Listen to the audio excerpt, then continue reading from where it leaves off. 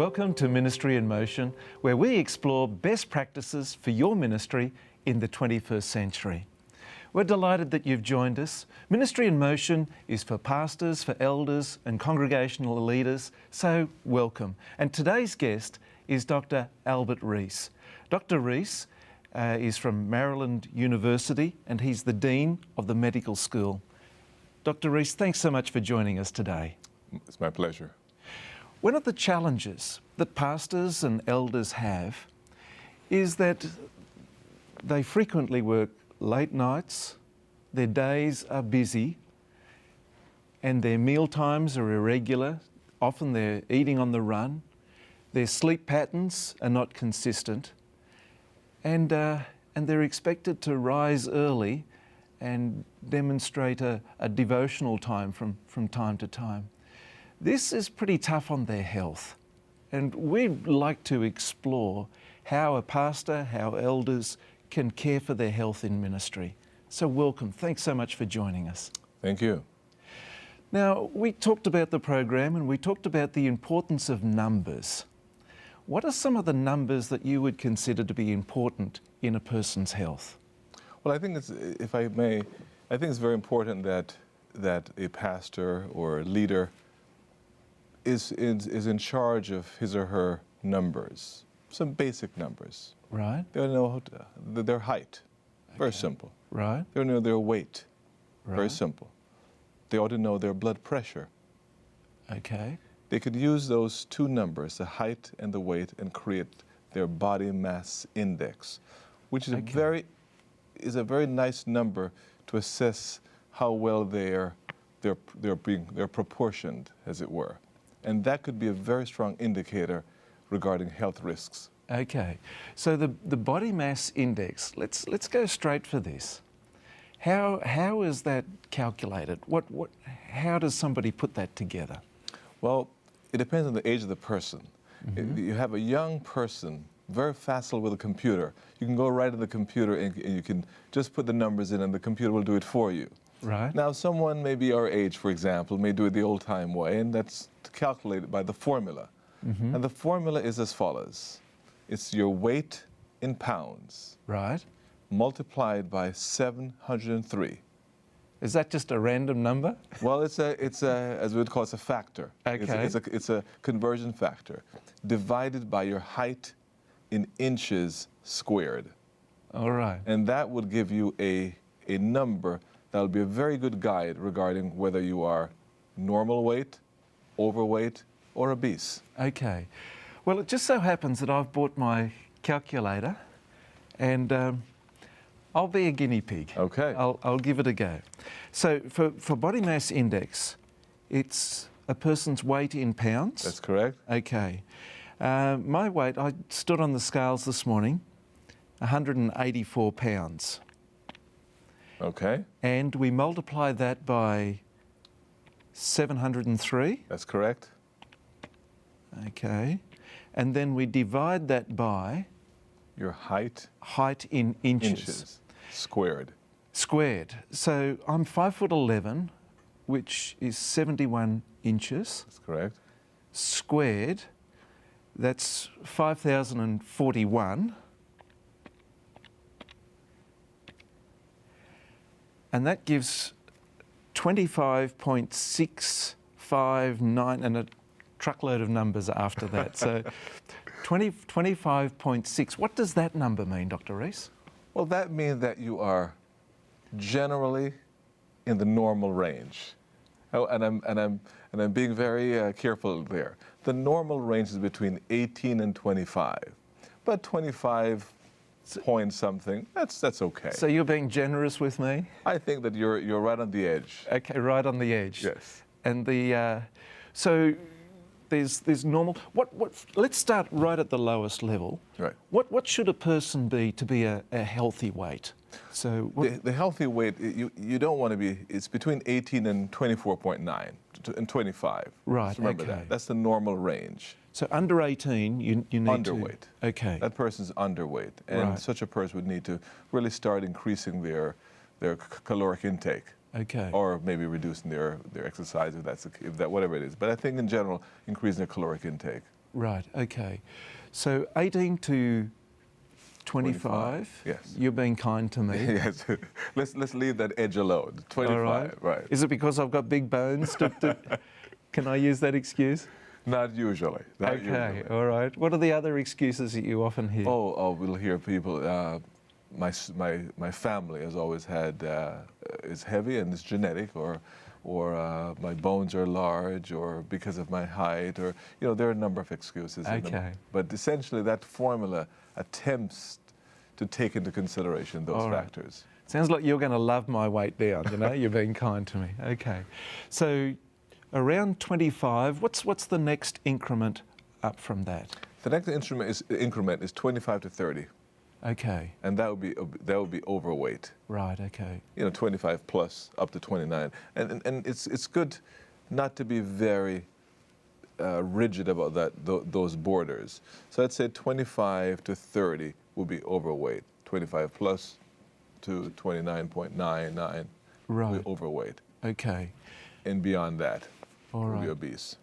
Okay, all right. So beyond 30, it's really quite a significant issue at that stage. Well, it's interesting now, and that is, the world has gotten so heavy that we now have to divide obese category into two. Regular obese and morbidly obese. Okay, what's the difference? Well, there's quite a difference. Between 30 and 40, we consider to be obese. Right. Above 40 is someone who's more morbidly obese, and those are those who can have significant health consequences from being morbidly obese. And in fact, those are patients who can actually benefit from surgical intervention as opposed to medical intervention. Okay. So there is a distinction between in the obese categories. So what's the difference between medical intervention and surgical intervention? Well, first of all, surgical intervention, let's start with that one. Surgical intervention is when one does sometimes referred to as a bypass procedure, or essentially try to restrict the size or reduce the size of the stomach. Right. So you just simply cannot eat any more than a certain amount. Mm-hmm. So it's a surgical procedure to reduce the capacity of your stomach. Right. Medical is obviously using any kind of diet approaches, exercise approaches. Some will have various types of milkshakes that they could use. So those are the medical approaches, the non-surgical approaches. All right. So, and those milkshakes, are they the ones that are often sold at fast food outlets? Yes, but I've always insisted that anyone who's going to do any of those weight reducing should do so with doctors' involvement. Okay. Because there are a number of things sold over the counter. Right. And so we need to be careful. Sure. And so whatever we're doing in that area, I think that one, we should consult our physicians and be sure that what we're taking is appropriate and is properly balanced, that we're not basically, on the one hand, injuring ourselves while trying to basically be healthy. Okay. Stay right where you are, Dr. Reece, because there's more that we want to explore in this topic. Simple numbers, our height, our weight, body mass index, but there's other important numbers that's important for a pastor's and elders' health as well. We'll be exploring more of those numbers and the significance of those numbers right after this break.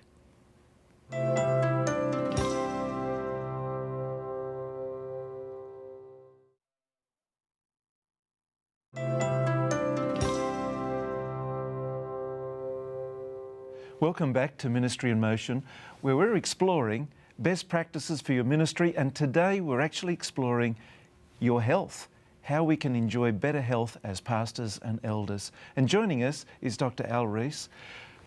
Dr. Reece, just before we went to the break, we were looking at the body mass index, and 25 was the magic number. And if somebody's on the wrong side of 25, that is more than 25, what would you suggest that they do? Well, I would suggest they take stock of their own, of what they're doing. Okay. And we realize that weight management is very challenging. Mm-hmm. But in reality, the components are not very complicated. It's either you're taking in too much or you're not expending enough. You're not using up enough of your energy. So one has to take stock and decide, am I exercising enough? Do I have enough activities in my life? What's my work habits like? Am I sedentary too much? Am I taking walks? Am I exercising enough? So you got to ask oneself those questions. Then you may say, what are my eating habits like? First, about how many calories am I taking in each day? Suppose you're having 3 large meals every day, or maybe 4 meals every day. Okay.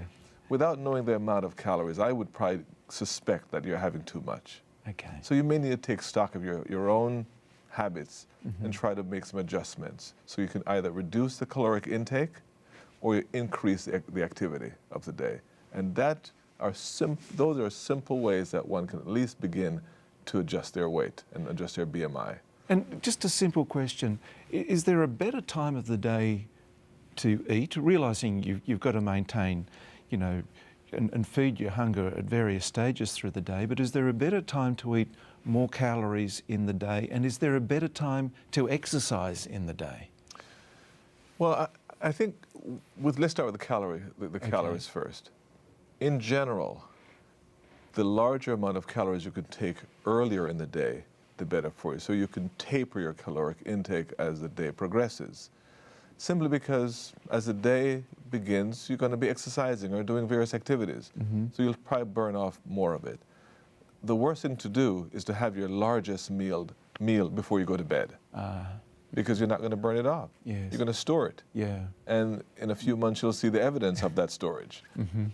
Now, on the other hand, there really is no set time that is best for exercise. I'd say it all depends on the convenience of the individual. Provided if there's a time that allows you to exercise more, that's the best time. Okay. Some are morning people. That's your best time.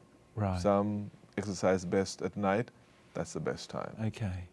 It sounds not so much of when, but just do it. Let's do it. Yeah. Exactly. Yeah. It's really. Okay. Now, some other numbers that we explored as well. We touched briefly on blood pressure. What are some of the numbers that we should keep in mind when it comes to our blood pressure? Well, first of all, a normal blood pressure is really 120/80 or less. And the reason I'm emphasizing that, there was a time where 120/80 was considered the normal blood pressure, and people assumed a little bit above and a little bit below was okay. Well, it's now becoming much more understood that even mild degrees of elevated blood pressure is not very good for our kidneys. Okay. So 120/80 has become the ceiling for normal, and below that being normal. That's normal range.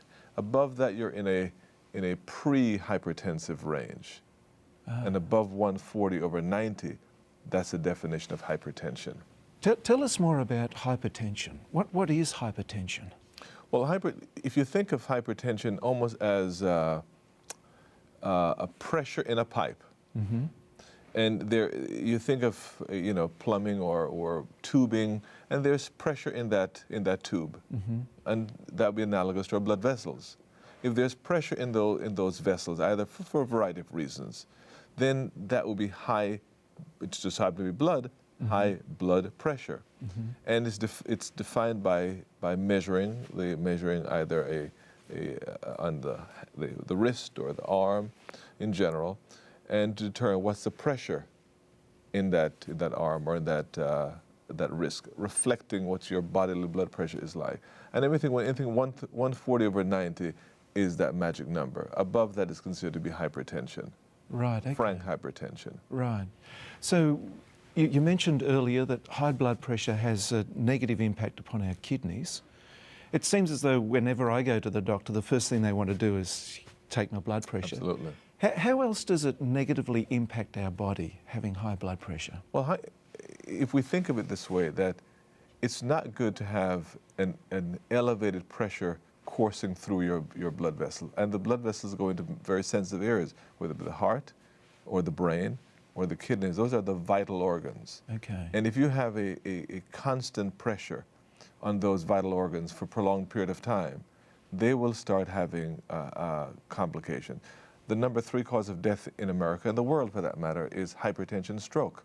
Right. So people who have prolonged, untreated, and uncontrolled hypertension will be at high risk for having a stroke. So these are serious issues. These are aren't they? very serious issues. Okay. And the same applies to cardiovascular complications. So it really behooves us to know that number and to keep that number under control. Right. Very much like the BMI, to know that number, to keep that number under control.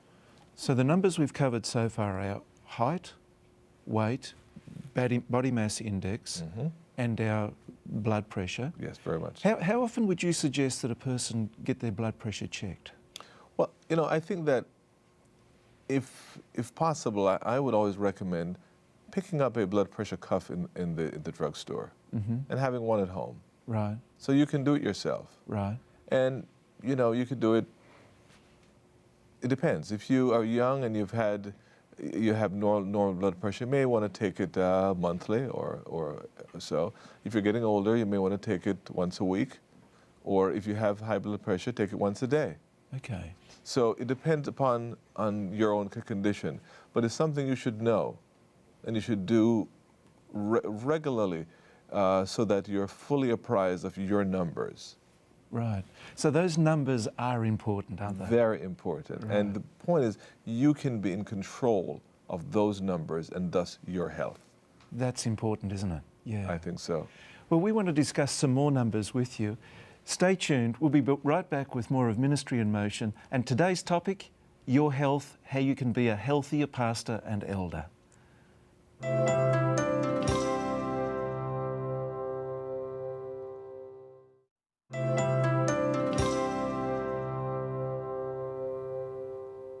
Welcome back to Ministry in Motion, where our topic is the pastor and elders and their health. And our guest today is Dr. Reece from Maryland University School of Medicine.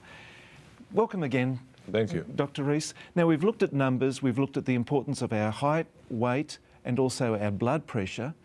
But there are some other numbers, and I'm tipping that cholesterol will come in here sometime soon. Absolutely. I think that given the fact that cholesterol is so very important to our cardiovascular health, that is another number, another set of numbers that we should know as well. Let me just ask this introductory question. What is cholesterol, and what does the number or numbers actually measure? Cholesterol is that either fatty product that we eat or we manufacture. Our own bodies make cholesterol in the liver itself. But we obviously take in food it's the fatty component of certain foods. And therefore we have what's called total cholesterol, the component parts, and we have some very complicated names called high density lipoproteins. We call HDL. Let's leave it to HDL. Yes, I'll leave it at HDL. Right. And then we have LDL, which is low. So the way to remember it is low, you want to keep it low. And high, you want to keep it high. All right. So the high is the good stuff? Yes. And the low is the stuff that we want to minimise. That's correct. And But the keep low. high is the good stuff when it's kept high. Okay. It's not good if it's kept low. Right, okay. So the high needs to remain high, and the low needs to remain low. Okay. Lead us into the numbers. What numbers should we be knowing about and understanding with our cholesterol? Well, let me start by saying that many individuals, when they say, what's your cholesterol, will often refer to the total cholesterol. And that number should be less than 200.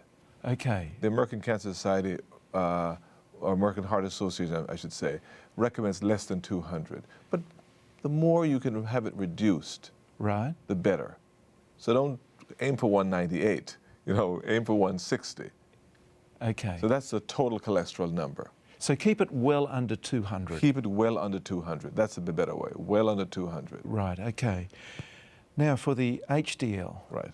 what number should we be shooting for there? You want to shoot well above 60. Well above 60. Right. Keep it high. Okay, Keep it high. okay. So remember, H for high Keep it, H for high, you want to keep it high, Okay, and the one that we want to keep low? is the LDL. And you want to keep that below 100, Right. well below 100. Okay. So HDL at least 60 Right. and LDH, LDL. LDL, we want to keep that well under 100. Right. But here's an important point that I want to point out, and that is what happens that this fatty stuff that we either eat or we manufacture, the reason why it's so important that we do this, and I think it's helpful if people understand why, they form plaques, and they sit in the walls of the blood vessels and reduce the size of those blood vessels. That sounds frightening. And that's the LDL that does that. The HDL forms to dislodge or prevent those plaques from forming. So they work to counterbalance each other? They work to counterbalance each other, precisely. Okay. So the more of the HDL you have is the more it actually can prevent the laying down of these plaques, these HDL plaques. I'm sorry, LDL plaques. LDL form plaques, HDL prevents plaques or dissipates the plaques. Now, what are the dangers? What's associated with high cholesterol levels, Dr. Reece? Well, if you think of it, again, as a professor, I like to teach it. If you have a blood vessel that is this size in diameter, Yes. and you have LDL plaques that keeps layering, before you know it, the blood vessel will be that small. Now, blood will be going through those vessels to vital organs, the brain, the heart, the kidneys. So you'll have less blood going to those organs. The organs will be underperfused. And in time, you'll start, as an ultimate consequence of this constant reduction, people start having consequences, such as heart attack or heart pain. It begins as a heart pain called angina, and then eventually a heart attack from total blockage or significant reduction. And that is what we want to avoid. This is serious as well, isn't it? It is very serious. Yeah. Now, there's another number that's important as well, and that's our sugar levels. Yes. Tell us what the good numbers are there. Well, first of all, sugar numbers vary depending on when we just ate. So let's start with the fasting. When you wake up in the morning, you're fasting blood sugar because you've been fasting all night. You've not eaten anything mostly before midnight, after midnight rather. So the fasting should be less than 100. That's 100 is really the upper limit from someone's fasting. Someone who is just a random sugar, it should be less than 126. Now, if you've just eaten, now obviously it's going to will be elevated. Right. So you don't want to use those. So you really want to use a random number, not having just eaten, or a fasting number. Knowing these numbers is all and good. Right. But the important thing is how do we get those numbers to be the right numbers? What would you suggest to a pastor or an elder to do to improve those numbers? Well, I think let's just take those diabetes-related numbers, for example. If someone has a random, and the random should be if it's less than 200 random, that's normal. But if you have a random and that random is, let's say, 250, then that person has diabetes by definition. If someone has a fasting and it's more than 126, that person has diabetes by definition. So you first have to make sure the numbers, what it says. It says that you're normal, or it says that you're pre-diabetic, which means not quite, or it says that you're frankly diabetic. If you're in the pre or the frank, you need to be treated. And a simple way, and I'm trying to make it a simple way, is to try to lose some weight. Okay. Diabetes, particularly type 2 diabetes and more adult type diabetes, is very much linked to the weight, excess weight, either increased obesity, increase overweight, or increase in obesity status. And just by losing 5% of your body weight, you could have a tremendous impact. Right, okay. Well, those numbers are important, aren't they? Extraordinarily important. Yeah, numbers that really determine longevity, body performance, and even performance in ministry to many respects, because perhaps our health may hamstring our performance in ministry, unfortunately. Well, and the thing about it is that, again, I've always stressed the fact that one can be in control. For the most part, And even though I'm a physician, you sometimes can do this even without a physician involvement. That's great. Thank you so much for joining us for today's program where we've examined your health. Join us next time for Ministry in Motion.